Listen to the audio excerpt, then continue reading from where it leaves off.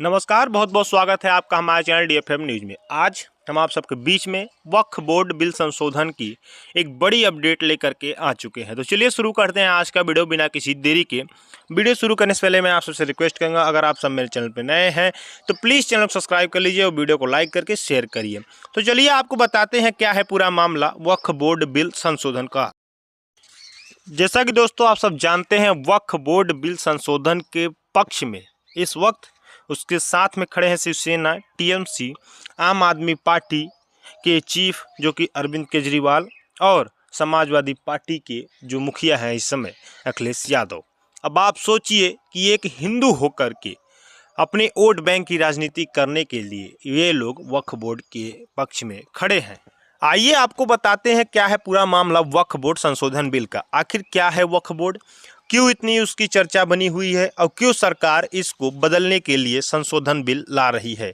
आखिर सरकार ऐसा क्यों कर रही है। सरकार जनता के लेकर के इतनी जागरूक हो चुकी है।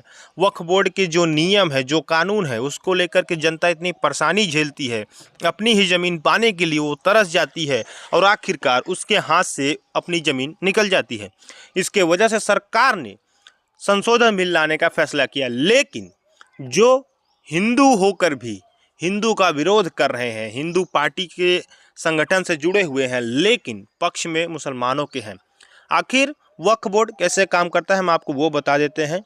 वक्फ बोर्ड, अगर आपकी ज़मीन है, अगर वक्फ बोर्ड ने दावा कर दिया कि नहीं ये हमारी ज़मीन है या हमारे पूर्वजों की ज़मीन है या कुछ भी उसने दावा कर दिया, तो आपके पास सिर्फ और सिर्फ एक विकल्प रहता है कि आप वक्फ के बोर्ड की जो भी अदालत है वहां जाकर अपील कर सकते हैं, अपने कागजात दिखा सकते हैं।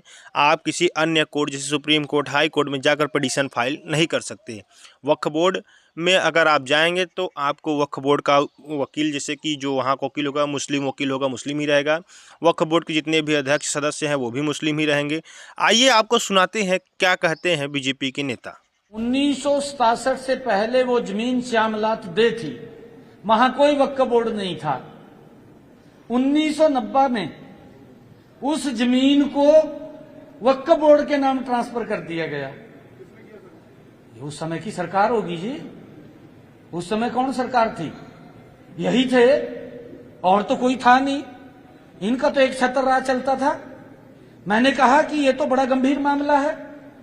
इसके माध्यम से हमें यह पता चला है कि 1967 में श्यामलात दे को वक्फ बोर्ड को दे दिया है, और भी बहुत सारी ऐसी जमीन होगी जो श्यामलात की जमीन को वक्फ बोर्ड के नाम ट्रांसफर किया होगा।